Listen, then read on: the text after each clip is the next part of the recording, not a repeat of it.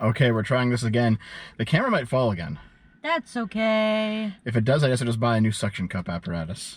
It's currently suctioned to the windshield. There it goes! God damn it. We just saw Monty Python and the Holy Grail in theaters. In theater. Because it is the 50th anniversary. Mm-hmm. Today. Mm-hmm. Not for you when you see this, but today for us, it's the 50th anniversary. Yeah. So they had one showing to celebrate. Mm-hmm.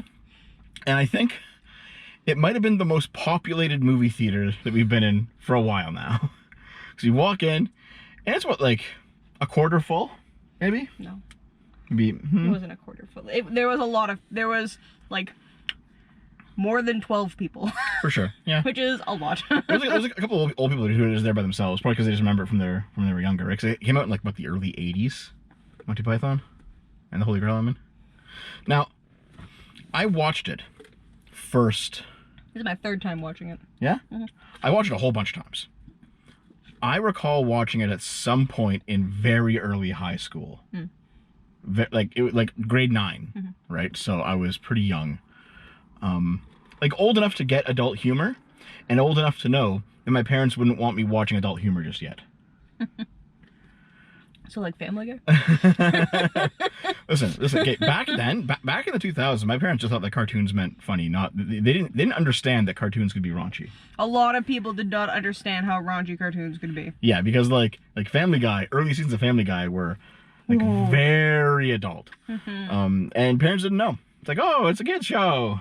No. It's like The Simpsons, right? I mean, to be fair, like, parents today are doing that with Has Been Hotel, which is a very much not children's show, and it says that on the fucking description of the show. It says the rating on the show, so they have no excuse. Listen, some places started to carry like the earliest hentai titles, or like very adult, like Ninja Scroll was the quintessential example. It was like a early 90s very violent anime, mm-hmm. extremely violent, and you can get DVDs of it, and it's like, listen, this isn't for kids. And you always have like stories on the early internet in like the 90s abound of parents who are like, I can get my kid whatever I want, just a cartoon. And then there's fucking like, there's guys getting their heads cut off, guys getting their dicks cut off, there's like girls getting gangbanged, there's like fucking tentacle rape, there's like Jesus. Like just crazy as shit. Oh dude, okay, there was a story on the internet of a mother allowing their like 9-year-old son to rent La Blue Girl, which is like the quintessential no, don't want any. This is the what? It's your drink. Okay, listen. It was the quintessential like tentacle porn for hentai in like 89 or something. Oh my God. And it's like, it's cartoons, it's fine. My son can handle it. Don't even know what the fuck you're getting. Okay, anyway, Monty Python. Monty Python. Okay. Mm-hmm. So before the movie started. Well, just real quick. I've seen this movie. You saw it 3 times? Yeah. When was the first time you saw it? I don't remember. I think I was a kid. Too young? Probably. I'm still young for a lot of things. Well, listen, there was that scene with all like the maidens.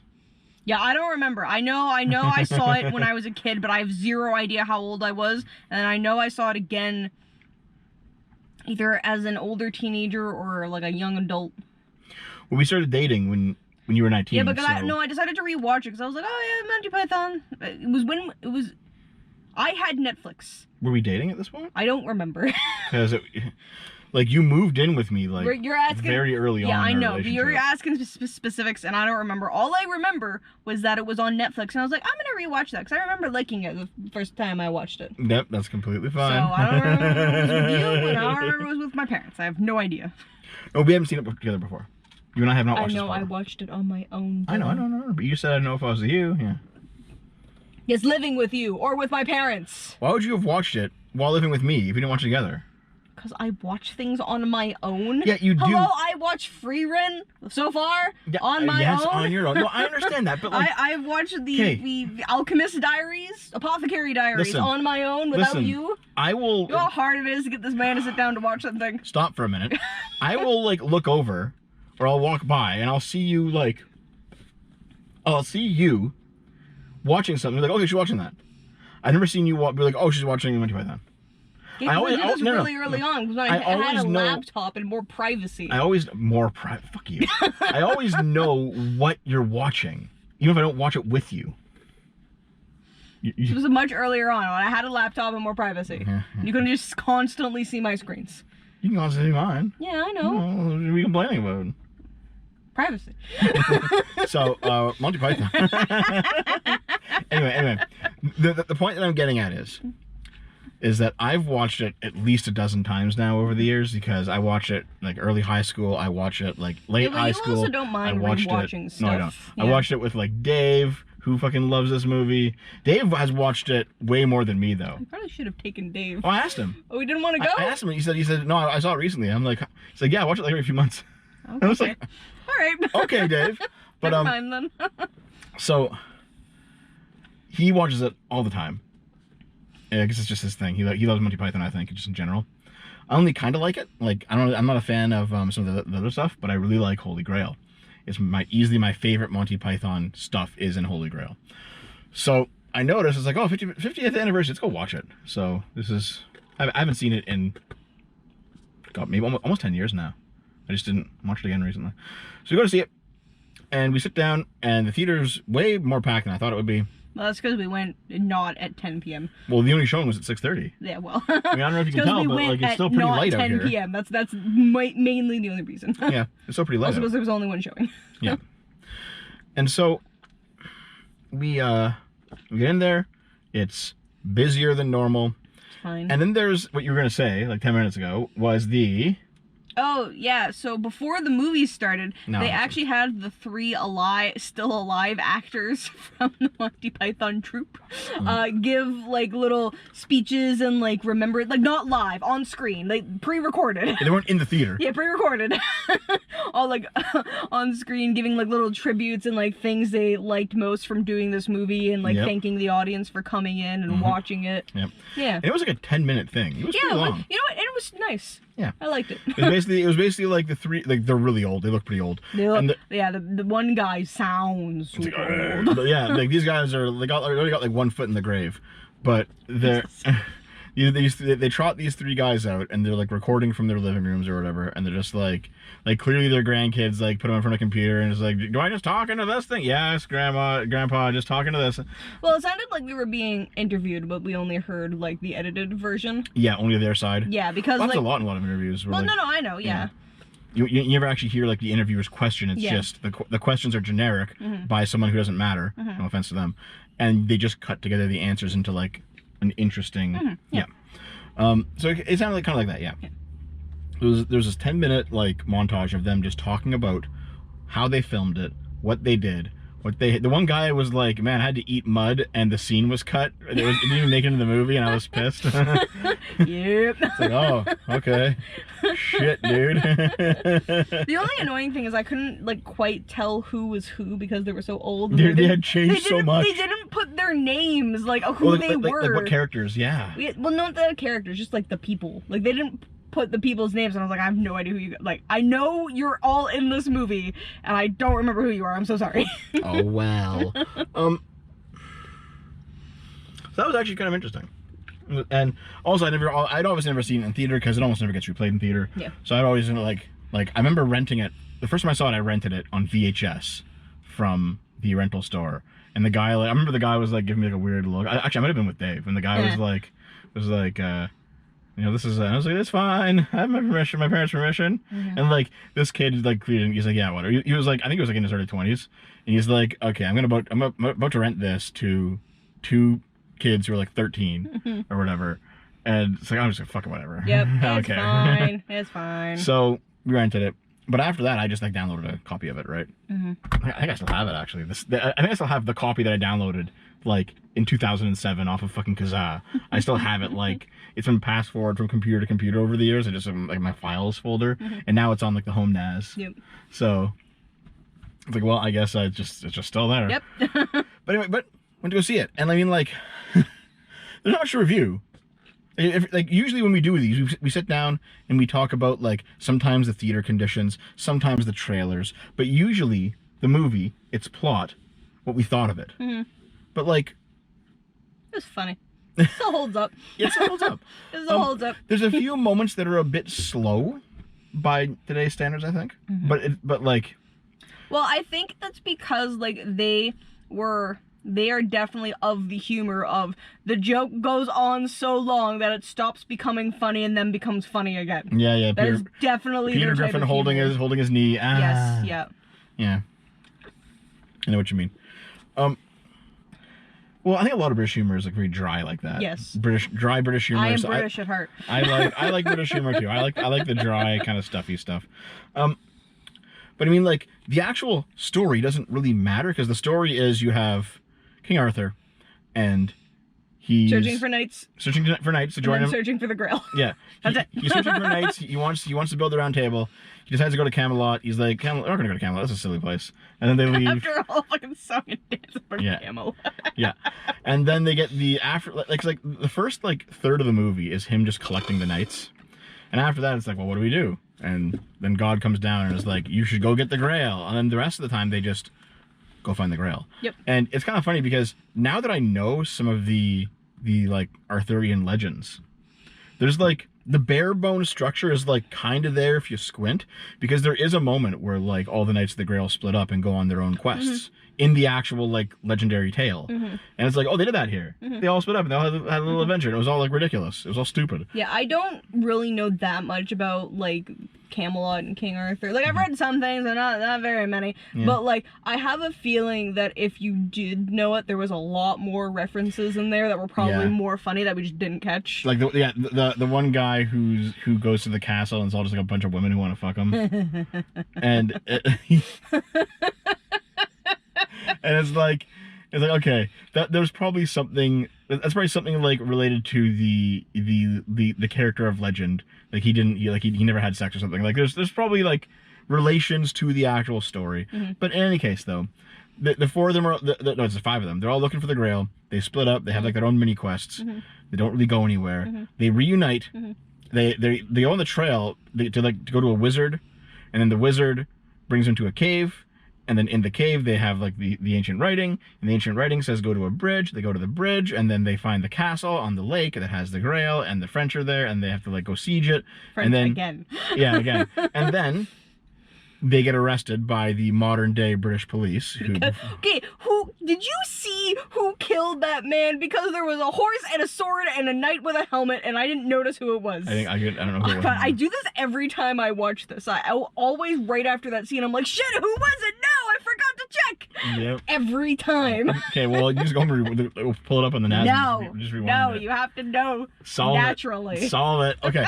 Anyway, like the actual, like that's the story. Is that they knights collected, look for get Grail quest, split up, reunite, wizard, cave, bridge, siege, ending, as they look for the Holy Grail.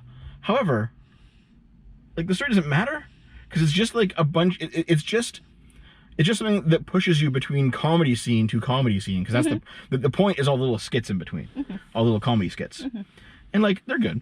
Yeah. They're all good. They're all good. There's a few that are like they go on a bit long or they're not as funny, but like there's nothing bad here. It's all good stuff. What did you not like? Because I don't really think there was too much I didn't like.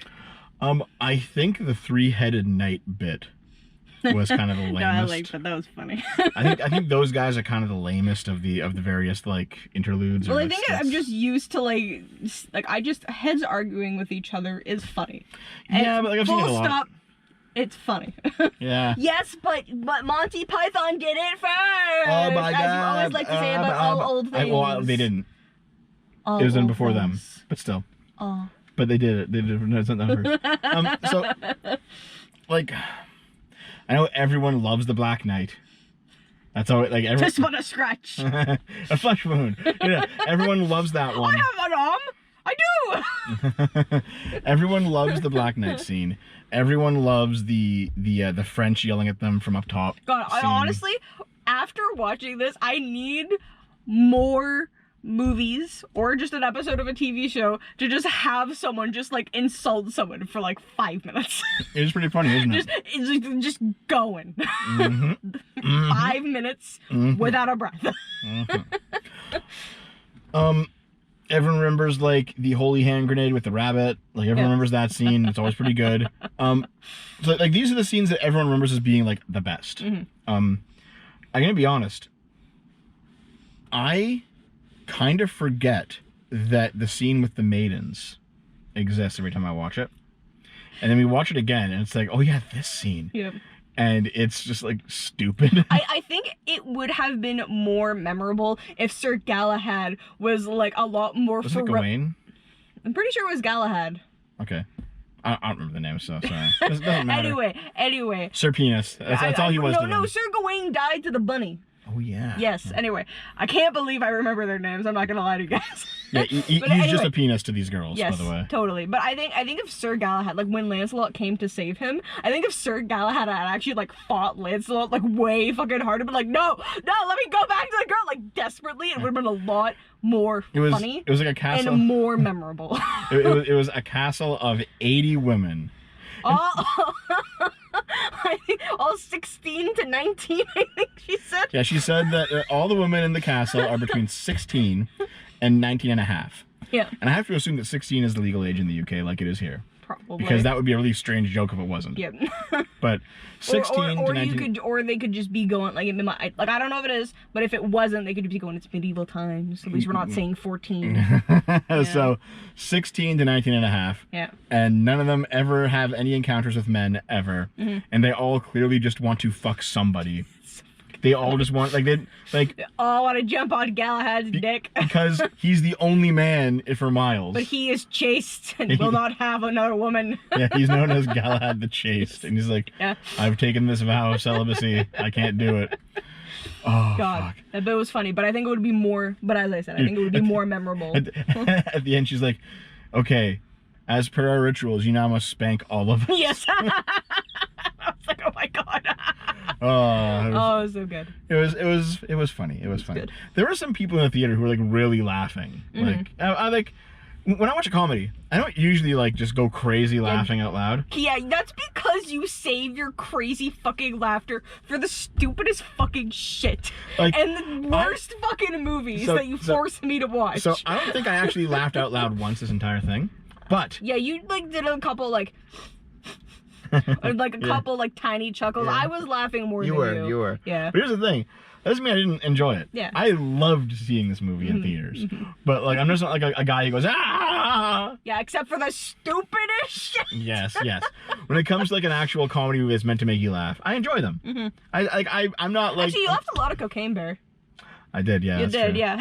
So. Brexit's stupid. Because here's the thing. This movie isn't stupid. Okay, this movie is a comedy, but it's not stupid. Yeah.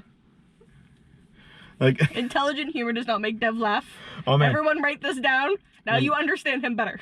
It is kind of funny going back to like that first or second scene where Arthur he's by himself and he talks to the peasants who are talking about like different political systems. I don't know enough about political systems, but that was been really funny for you. I now know enough about what they were saying, and I'm like, oh my God, this is so fucking retarded, dude. Yes, I like how I laughed out loud at the memeable line of just because a strange woman in an ocean throws you a sword doesn't make you a dictator, like, or something like that. Yeah. I don't remember how the line goes, but it's like, it's a meme. I've seen it everywhere. Meme, yeah. And then I was the only one in the theater that laughed at that line. And then, like, the scene went on for, like, I think, like, 2 more minutes. And then everyone else in the theater laughed. We're like, no, the meme was more funny. No, Naomi, yes. You're wrong. What was the scene that got the most laughs out of everyone? I think that one. Of the whole theater? Yeah, I think that's the one where I heard the most people laugh at the same time. Maybe. Yeah. Yeah. The movie was over. People there's people who were like clapping. The theater clapped, guys. Theater claps actually happened. The theater clapped. And I'm just like, it's because it was all old people. All old people. Actually, I saw like a couple Zoomers in there, like people who were younger than you. Yeah. And I'm just like, they seem to be having a good time. Yeah. And I'm like, did you come in here just to see like the old classics, or like is it because like? Well, maybe they like their parents or just like liked Monty. Maybe somebody they knew who was old liked Monty Python. Yeah. And they were just like, oh, it's in theaters. You know what? Let's go see it. Let's just go see it in theaters because it'll be interesting and new. And they did, and they sort of had, or they came to just laugh at bad old thing and then actually had a good time. Yeah, maybe. Or they were just laughing at bad old thing and you didn't know. Possibly, yeah. No, I saw a surprising number of young people in there as well, and I'm like, maybe. Well, to be fair, you know, this movie's from before my time. Mm-hmm. I watched it when it was old. Mm-hmm. You know, I watched a lot of shit before, like it was before my time. I still enjoyed it. Mm-hmm. Like I'm still like, even though I wasn't like born I wasn't around when it first came out. I still like original Star Trek. I love like even TNG, like a good chunk of TNG is from before I was born. And I'm like, I still love the show. It's still like the best fucking TV show of all TV shows is TNG. I think Mahler's like Mahler at one point was like, it's Buffy, and I'm like, no, it's TNG. but Buffy was not as great watching it back. Really? No, I really enjoyed it. I very much enjoy Buffy. I do not dislike Buffy. Yeah. It's just the fact that it is not as good as I thought it was when I watched it back. There was a lot more stupid moments that teenage Naomi did not notice. Oh, okay, the stupid moments. Yes, I know. Like, Buffy and TNG are kind of both cut from the same cloth because they both embody a certain type of morality that was present in like the 80s to the 2000s that is no longer really culturally present as much anymore. Which, by the way, I miss because it's superior to the nonsense we have now. But like TNG, DS9, Buffy, House is in this camp as well. House and moral in the same sentence should be a crime. Yeah, but you know what I mean though. There's like the underlying, not necessarily how the characters act in the show, but the underlying morality the show presents to the viewer. These are all kind of in the same rough camp. Do all drugs instead of listening to your Oh fucking my god, you even know what I'm saying. You understand what I'm saying? Anyway, guys. Anyway. You can imagine anywhere in your dreams. Usually by the end of these we say, hey, you should go see the movie, but you're not going to see it because it's not in theater anymore. So go to your streaming service and watch Monty Python. Go to your video rental. Go to your Blockbuster, it's still around. Yeah, Blockbuster. There's one Blockbuster left in the States. Go to your Redbox. I don't think it's on Redbox, dude. Go to your Redbox. Redbox is all those shitty Bruce Willis movies. God. Fucking Bruce Willis. The geezer teasers, as other media says.